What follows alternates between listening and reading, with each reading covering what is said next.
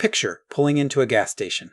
You watch the numbers on the pump spin, you wince as it climbs past $50, $60, and you drive off certain that the station just made a killing on that expensive tank of fuel. Here is the strange truth. On that fuel, the gas station made almost nothing. Sometimes just a few cents per gallon. On a bad day, after the costs are counted, it can actually lose money on the gas itself. So how does a business whose entire name is built around selling gas make its money almost everywhere except the gas? Today we are breaking down exactly how gas stations make money, drawn simply, no hype and no jargon. If you like understanding money without the hype or the jargon, subscribe. That is exactly what I make here. And stick around, because the real profit is hiding a few steps from the pump, in a room you walk through without thinking, and once you see it, you will never look at a gas station the same way again. Let us start with the number that shocks almost everyone. When a gas station sells you a gallon of fuel, the amount it actually keeps is tiny.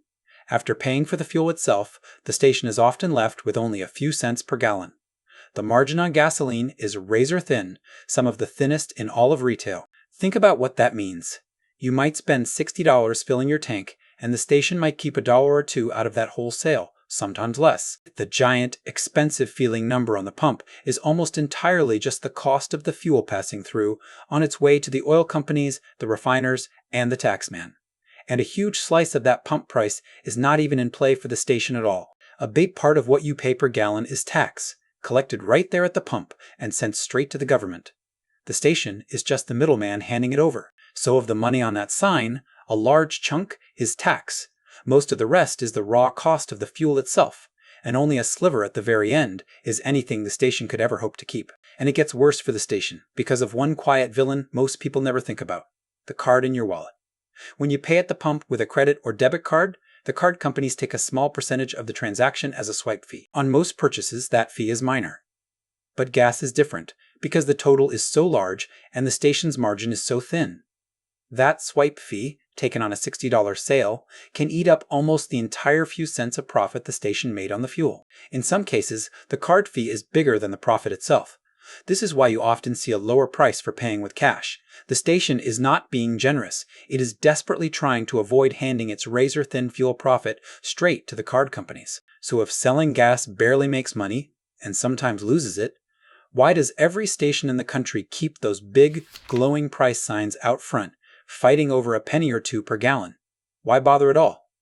Because the gas was never really the product. The gas is the bait. That giant price sign by the road is not there to make money on fuel.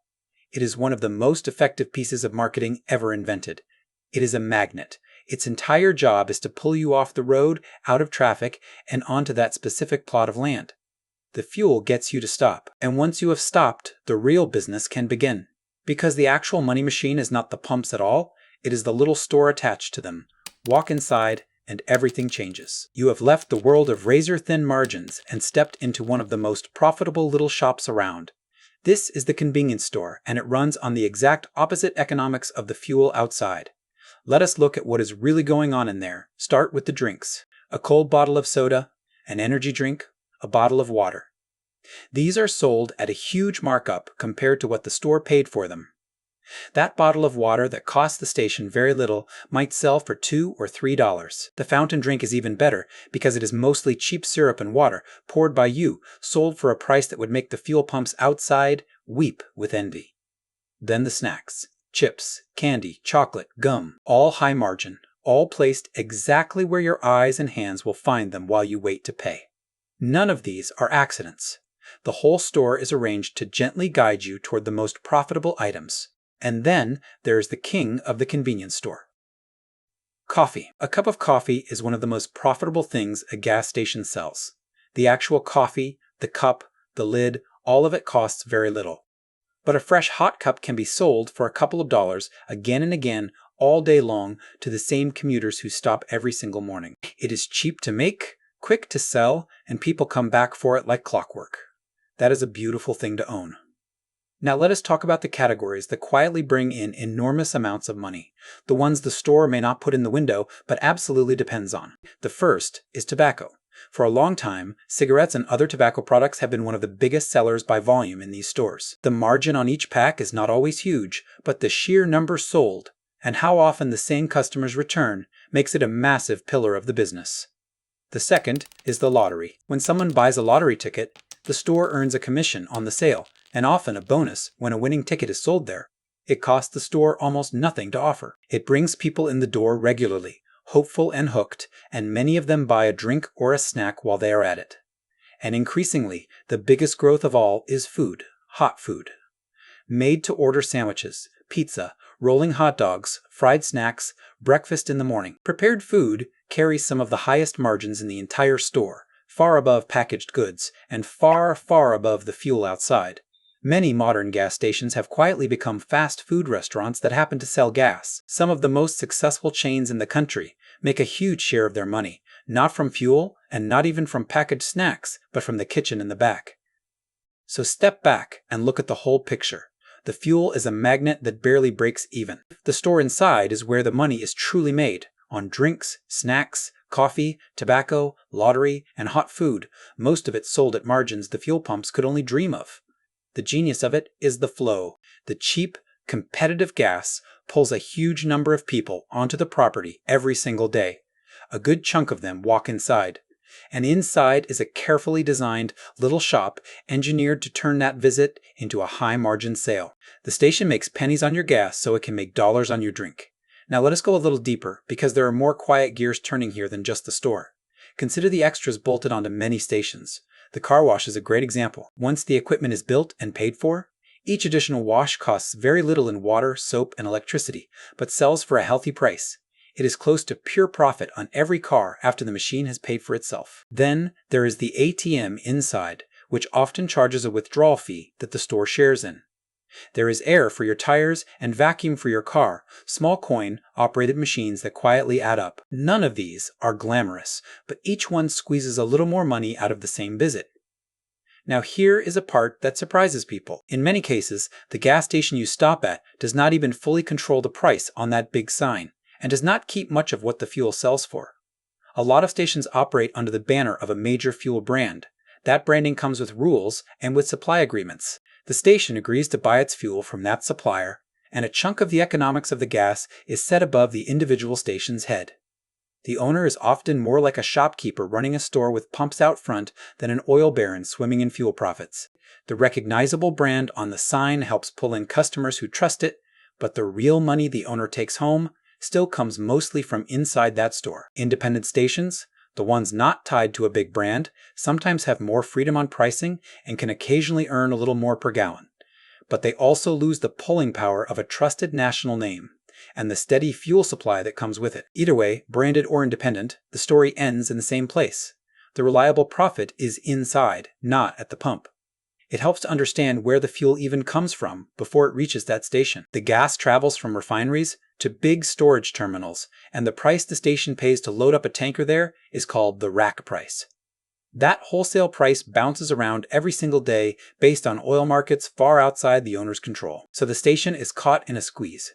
What it pays for fuel swings wildly from above, while what it can charge you is capped by the station across the street. When wholesale costs spike, the pump price often cannot rise fast enough to keep up, which is exactly when a station can end up making almost nothing or losing money on the gas.